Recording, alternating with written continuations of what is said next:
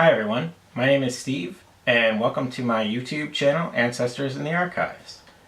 I decided to start this channel to document my process of becoming a certified genealogist through the program put forth by the Board for Certification of Genealogists. And in this first video, what I want to do is talk a little bit about that program, the application, what it consists of, sort of give you an overview of each of the steps. And then in future videos, I want to talk a little bit more in detail about each of those steps and then what I plan on doing to fulfill the requirements and sort of what genealogical research I'm conducting, any problems I have, to show you how I'm dealing with them, and see where it goes from there. So there are two different categories that you can apply to become a certified genealogist. The first is the research category, and the second is the teaching category. I don't plan on doing any teaching at the moment. Maybe sometime in the future I'll try to do that, but for right now I really want to focus on the research category, and I want to maybe fold that into becoming a professional genealogist at some point. One of the things that becoming a certified genealogist does is really show to the genealogy and family history world that you are proficient at a variety of different research skills. Understanding research methods and sources, knowing really how to cite sources, resolving any problems that might come up, proving kinship, and evaluating evidence to the best of your ability, along with planning, executing, and writing up research reports. So really there are 7 different sections to the application. I'm going to kind of go over each one very broadly, and then again, like I said, get into details in future videos. The first step or section of the application is submitting the genealogist's code. Basically, that is you just sign and say that you agree to abide by the ethics of being a good genealogist, and we'll get into a little bit more about the details of what that code is and what being a good genealogist means in a separate video in the future.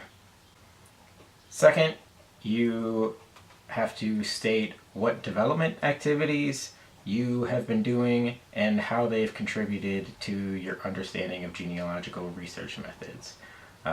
This would be things like attending conferences or workshops, any scholarly journals that you might be reading,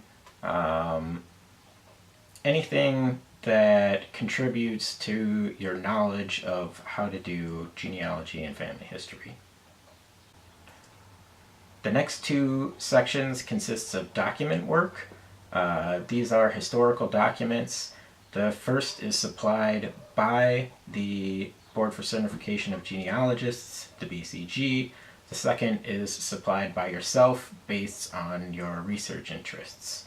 For each of the documents, you'll have to submit a transcript of the document, an abstract of the document, an analysis of the document, then develop a research question based on the information that's found in the document, and a research plan that covers how you would go about investigating that research question.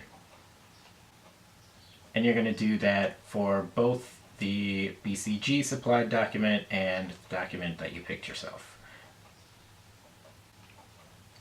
The 5th section is a research report that is created for another person, a theoretical client basically, and For this section, you're not allowed to use your own family history. You have to base it on somebody else's family history and a research question that they have given to you.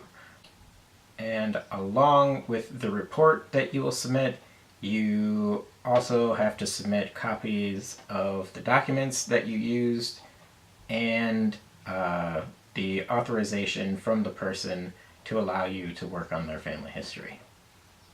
The next thing is a case study using either one of 3 different types of evidence: conflicting, negative, or indirect evidence. And like I said, I'll get into more about details of what each of those are, which I'm going to choose to do my own in future videos.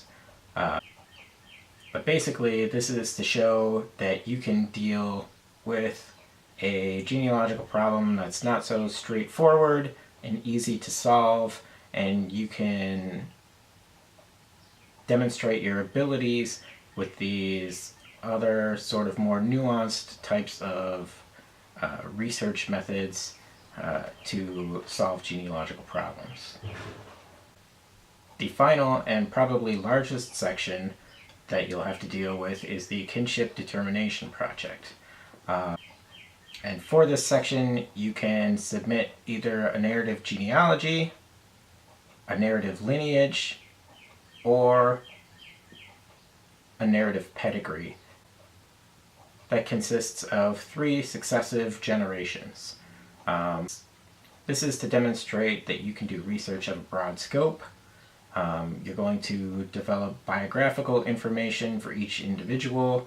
You're going to focus on 3 ancestral couples in successive generations, document all of the children and vital information of the children for each of those couples, and then for each couple you're going to write up either a proof summary or a proof argument that shows how they are related to each other, the other generations, and so on. And then for each of these steps, they relate to the genealogical proof standard, which I will cover in future videos.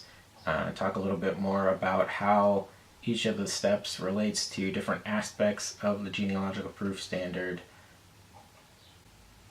But for now, I think that's all I have to talk about. Like I said, in future videos, I'm going to get more into details about how this applies to my own research and what I plan for doing on each of these steps. Thank you for watching. I really appreciate it. And come back for more videos in the near future. Thanks.